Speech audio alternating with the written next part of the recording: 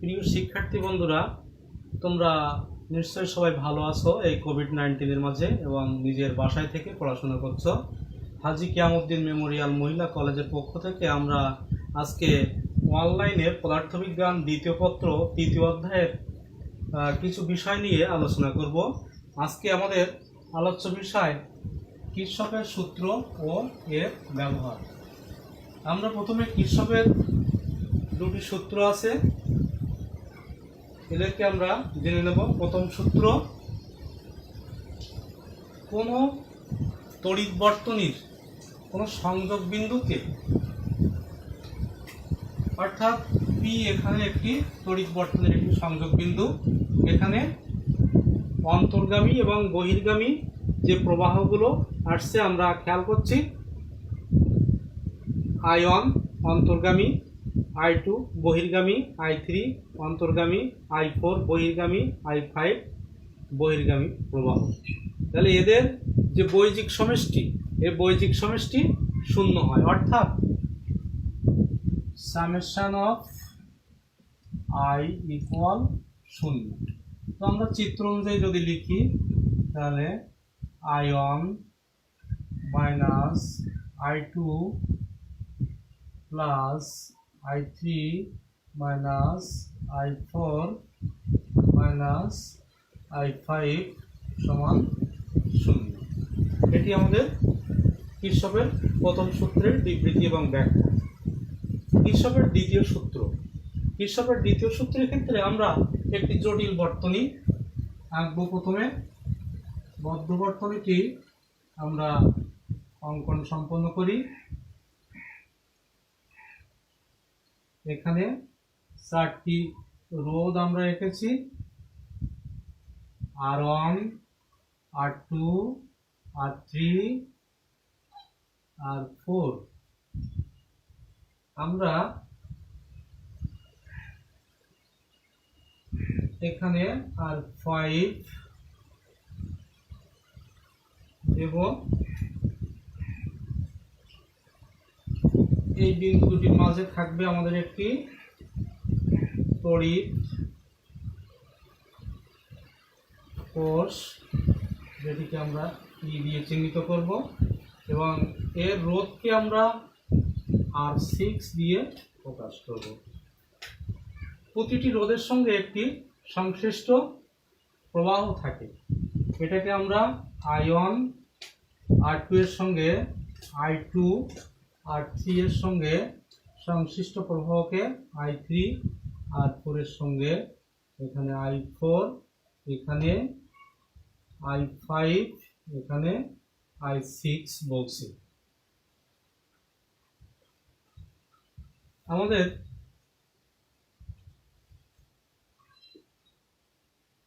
চিহ্নিতকরণ করতে হবে বিদ্যুৎ প্রবাহের দিককে।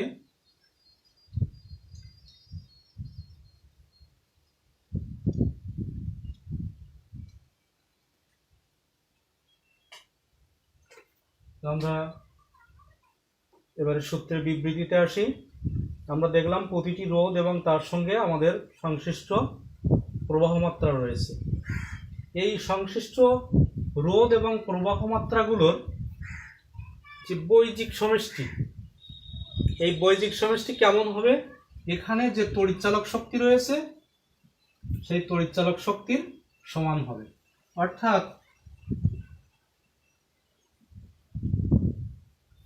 আমাদের দ্বিতীয় সূত্রের ভাষায় সামেশন IR ইকুয়াল তড়িৎচালক শক্তি ই। আমাদের চিত্র অনুযায়ী আমরা যদি এ বি ডি এফ এই 4টি বিন্দু দ্বারা আমরা চিহ্নিত করলাম, তাহলে আমাদের কি আসবে? যখন এ বি এফ এ বদ্ধ বর্তনী হিসাব করব, সেক্ষেত্রে এ বি এফ এক্ষেত্রে আমাদের R1 এর সঙ্গে সংশ্লিষ্ট আয়ন R2 I2 এবং তড়িৎ কোষের সঙ্গে আছে R6 I6। তাহলে আমরা দেখব বিদ্যুৎ প্রবাহের দিকটার সঙ্গে আমাদের হিসাব করতে হবে যে আমরা এখানে কিন্তু এটা স্বেচ্ছায় গ্রহণ করতে পারি। আমরা রেখেছি দক্ষিণাবর্তী বা ডাইনাবর্তী অর্থাৎ ক্লক ওয়াইজ যে প্রবাহ সেটিকে আমরা পজিটিভ ধরব এবং অ্যান্টি ক্লক যেটি অর্থাৎ ঘড়ির কাঁটার বিপরীত দিকে যেটি আছে সেই প্রবাহকে আমরা ঋণাত্মক ধরব। তো আমাদের এটি ঘড়ির কাঁটার দিকে আছে R1 আয়ন প্লাস এটিও ঘড়ির কাঁটার দিকে R2 I2 এটিও ঘড়ির কাঁটার দিকে R6 I6 ইকুয়াল এখানে আমাদের একটি মাত্র তড়িৎচালক শক্তি রয়েছে E।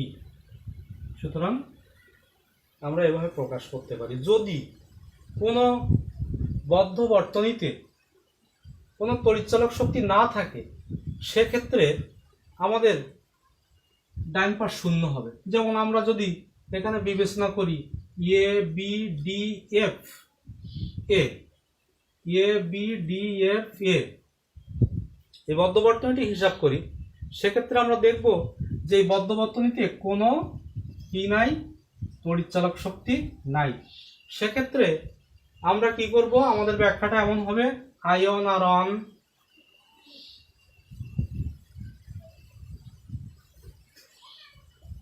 R1 ion plus R2 I2 minus R3 I3 minus R4 I4 সমান 0। আমাদের চিহ্নের দিকে খেয়াল রাখতে হবে। এটি ক্লকওয়াইজ, সো আমরা পজিটিভ নিয়েছি। এটি ক্লকওয়াইজ পজিটিভ নিয়েছি আমরা। এটি অ্যান্টি ক্লক নেগেটিভ, এটি অ্যান্টি ক্লক আমরা নেগেটিভ নিয়েছি। আমাদের কোনো তড়িৎচালক শক্তি এখানে না থাকায় আমাদের তড়িৎচালক শক্তির স্থলে আমরা 0 দিয়েছি। তো আমরা দেখব যে কোনো ক্ষেত্রে একাধিক তড়িৎচালক শক্তিও থাকতে পারে।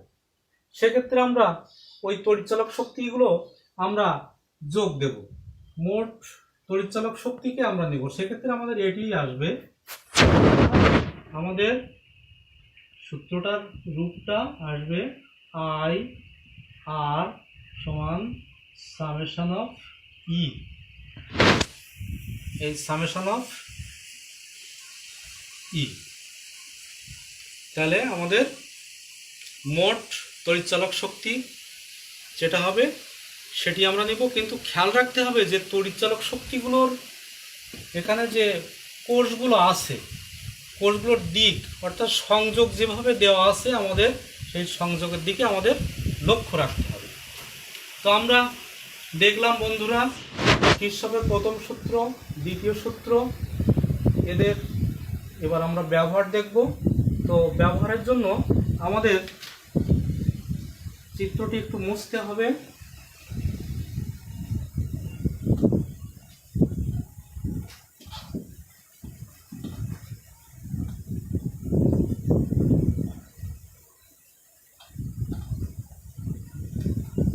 এক্ষেত্রে আমরা দুটি রোধ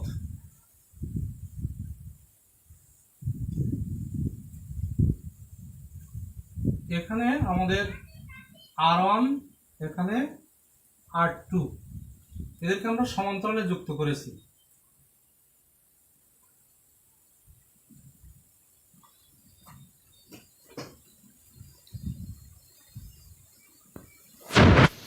একটি তড়িৎচালক শক্তি আমাদের দিলাম,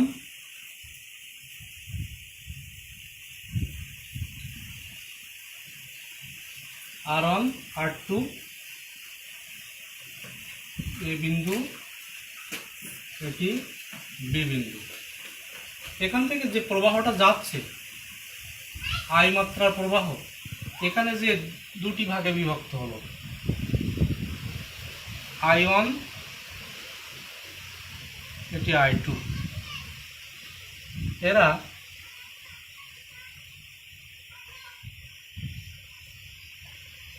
আমাদের এখানে এসে I এ রূপান্তরিত হলো। তাহলে আমাদের এই R1 এর মধ্য দিয়ে যে I1 মাত্রার বিদ্যুৎ এবং R2 এর মধ্যে I2 মাত্রার বিদ্যুৎ প্রবাহিত হচ্ছে, এগুলোর মান আমরা কিভাবে নির্ণয় করব কির্চফের সূত্রের সাহায্যে, সেটির জন্য আমি চিত্রটি উপস্থাপন করেছি। এখন আমরা লক্ষ্য করব যে কির্চফের প্রথম সূত্রকে যদি আমরা এ বিন্দুতে প্রয়োগ করি, তাহলে কি দাঁড়াচ্ছে? এখানে আমাদের মোট প্রবাহ I দুটি ভাগে বিভক্ত হয়ে যাচ্ছে, I1 প্লাস I2। তাহলে আমরা পেলাম কি? মোট প্রবাহ বা মূল প্রবাহ I সমান R1 এর মধ্য দিয়ে যেটি প্রবাহিত হচ্ছে I1 এবং R2 এর মধ্যে প্রবাহিত হচ্ছে I2। এটি এ দুটির সমষ্টির সমান। এখন আমরা নির্ণয় করব I1 equal what, I2 equal what, এটি আমাদের নির্ণয় করতে হবে। তাহলে আমরা কিভাবে নির্ণয় করব দেখি। আমাদের যে বর্তনীটি দেখিয়েছি এখানে, এর যে মোট প্রবাহ I, আর ওর মধ্য দিয়ে যে বিভব পার্থক্য আমাদের রয়েছে, তাহলে এটি আছে আমাদের সমান্তরালে। সুতরাং আমাদের এই রোধটাকে যদি আমরা প্যারালালের P দিয়ে আর P দিয়ে আমরা সূচিত করি, তাহলে মোট অর্থাৎ তুল্য যে রোধ, তুল্য রোধটি আমাদের কি হলো? RP। তাহলে RP R1 এবং R2 এর যে সমষ্টি প্যারালালে, অর্থাৎ আমাদের RP equal 1/R1 plus 1/R2, এটি আমাদের আসবে, পরবর্তীতে কাজে লাগবে। এখন আমরা I1 কিভাবে নির্ণয় করব সেদিকে খেয়াল করি। তাহলে আমরা জানি কি, ওহমের সূত্র থেকে V equal IR, V equal IR। আমাদের যে V ইকুয়াল IR, এখান থেকে আমাদের যখন আসবো আমরা, তখন এই বিন্দুতে প্রবাহ এসে আর এর মধ্যে দিয়ে চলে যাচ্ছে। তাহলে V ইকুয়াল I1 R1, আর কি আসছে এখানে? V ইকুয়াল, তাহলে এটার ভিতর দিয়ে চলে যাচ্ছে I2 R2।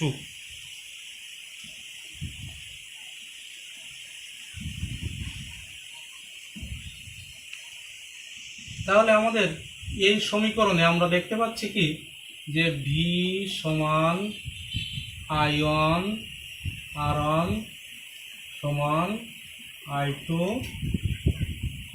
R2। এই এখন যদি এটাকে আমরা কির্চফের সূত্রে নিয়ে যাই, যেহেতু আমরা কির্চফের সূত্র দিয়ে দেখাবো যে কিভাবে আমরা প্রবাহ মাত্রা এবং বিভব নির্ণয় করতে হয়, তাহলে সেক্ষেত্রে কি আসছে? আমাদের এখান থেকে যদি এই বর্তনীটি আমাদের ABA বদ্ধ বর্তনী হিসাব করি, সেক্ষেত্রে কি আসবে? এর ভিতরে কোনো কি নাই, তড়িৎচালক শক্তি নাই।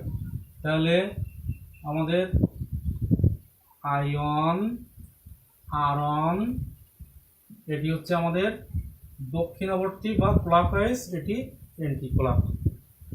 তাহলে I2 R2 সমান 0। তাহলে আমরা আয়ন R1 সমান I2 R2 লিখতে পারি, বা আয়ন বাই I2 সমান R2 বাই R1। তাহলে ion by I2 equal R2 by R1। এখন এখান থেকে যদি আমরা উভয় পক্ষে 1 যোগ করে দিই তাহলে কেমন দাঁড়ায়? Ion plus I2 by I2 equal আমাদের R1 plus R2 by R1। আমি কিন্তু একবারে করে দিয়েছি, অর্থাৎ +1 করলে তারপরে লসাগু করলে এটি আসে I2 লসাগু, তাহলে আয়ন প্লাস I2, যেহেতু ডাইনে 1 নিয়েছি, আর এখানে R1 প্লাস R2। আমরা জানি কি, আমরা জানি যে আমাদের টোটাল প্রবাহ বা মোট প্রবাহ, যে মূল প্রবাহ I equal ion plus I2। তাহলে আমাদের কি আসছে? I বাই I2 সমান R1 plus R2 by R1। তাহলে সমীকরণটাকে আমরা একটু এপাশে নিয়ে আসি আমাদের সুবিধার্থে। তাহলে আমাদের সমীকরণটা কি দাঁড়াইছে? I by I2 equal R1 plus R2 by R1। তাহলে আমরা সমীকরণের সুবিধার্থে আমরা নির্ণয় করতে চাই I2 বা I1 এর মান। এখানে আমাদের I2 চলে এসছে, সুতরাং আমরা I2 এর মানটা নিয়ে নেব। I2 সমান, তাহলে R1 by R1 plus R2 into I। আমরা যদি এই সমীকরণে I2 এর পরিবর্তে এখানে I1 নিয়ে আসতাম, তখন আমাদের প্রথমে I1 এর মান চলে আসতো। আমরা অনুরূপভাবে লিখব যে I1 সমান R2 by R1 plus R2 into I। তাহলে আমরা কিন্তু I1 এবং I2 এর মান অলরেডি নির্ণয় করার সূত্র পেয়ে গেলাম। কিসের মাধ্যমে? কিরশফের সূত্রের মাধ্যমে। কিরশফের সূত্রের মাধ্যমে আমরা পেয়ে গেলাম। এখন আমরা এর গাণিতিক প্রকাশকে আমরা দেখতে পারি, অর্থাৎ গাণিতিকভাবে কিভাবে এটি আমরা প্রয়োগ করব সেটি আমরা দেখব।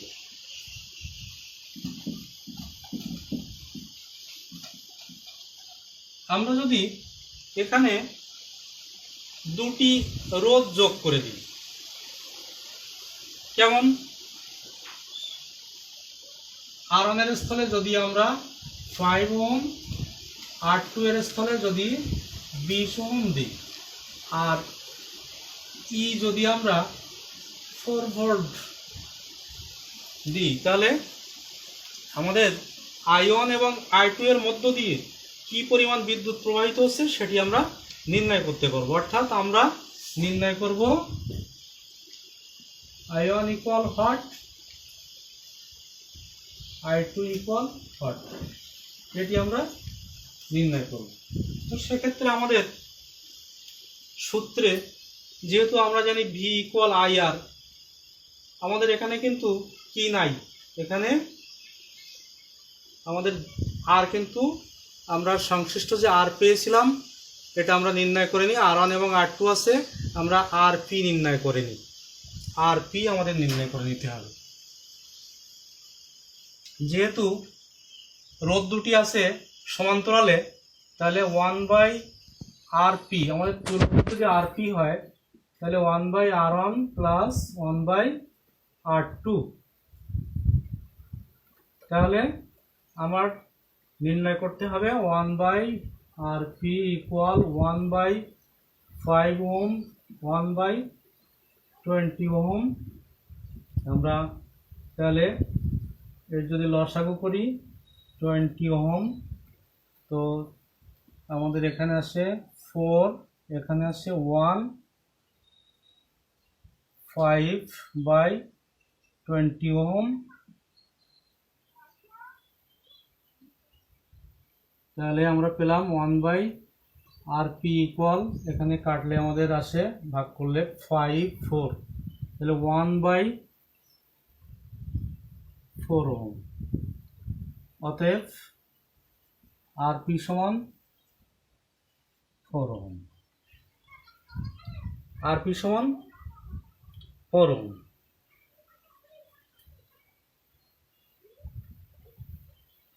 এখন আমাদের টোটাল প্রবাহটা যদি আমরা না জানি তাহলে কিভাবে নির্ণয় করবো? এই জন্য আমাদের টোটাল প্রবাহ নির্ণয়ের জন্য আরপি নির্ণয় করতে হয়েছে।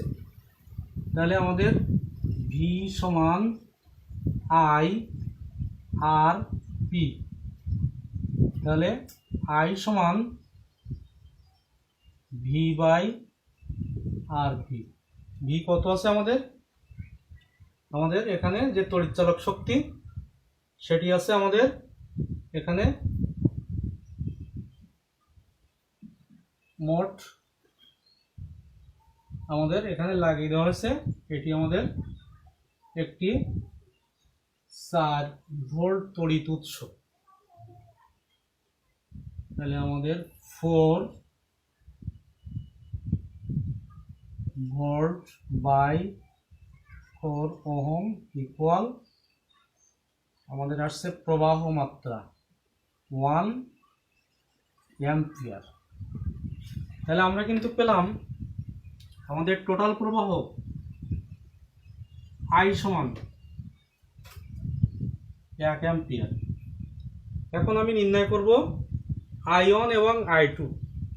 আমি I1ই নির্ণয় করছি, তোমরা বাসায় I2 এর মানটা নির্ণয় করে নেবে। I1 সমান R2 by R1 plus R2 into I। R2 কত আছে আমাদের? R2 আছে 20 ওহম, R1 5 ওহম যোগ 20 ওহম গুণ 1 অ্যাম্পিয়ার।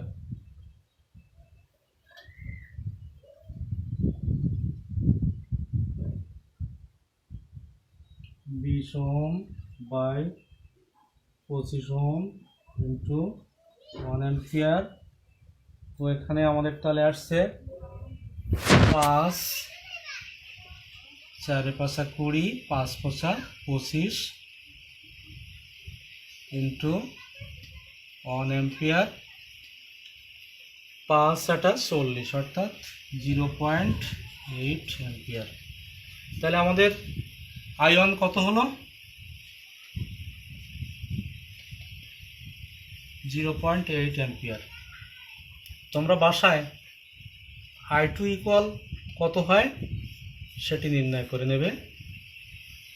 তো বন্ধুরা, আজকে আমরা অনেক কিছু শিখলাম, কিরশফের সূত্র এর ব্যাখ্যা, এবং আমরা সেখান থেকে তার যে প্রয়োগ দেখলাম, অর্থাৎ কিরশফের সূত্র ব্যবহার করে আমরা কিভাবে রোধ দিয়ে আমরা কি নির্ণয় করেছি?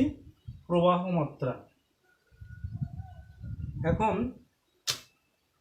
আমাদের একটু জানার বিষয় রয়েছে যে কিরশফের সূত্রটি আমরা কেন ব্যবহার করব।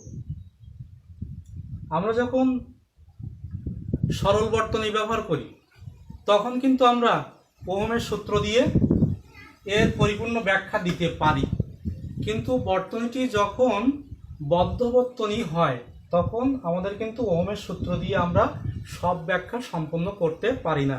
সেক্ষেত্রে আমাদের কিরশফের সূত্র প্রয়োগ করতে হয়। তো আজকে আমরা বন্ধুরা আলোচনা এখানে শেষ করছি। আমরা পরবর্তী দিনে পরবর্তী বিষয় নিয়ে তোমাদের সামনে আসব। ধন্যবাদ। সবাই ভালো থাকো, সবাই সুস্থ থাকো, নিজের বাসায় থাকো এবং সবাই কোভিড-19 থেকে মুক্ত থাকো, এই প্রার্থনা জানাই ঈশ্বরের কাছে। ধন্যবাদ।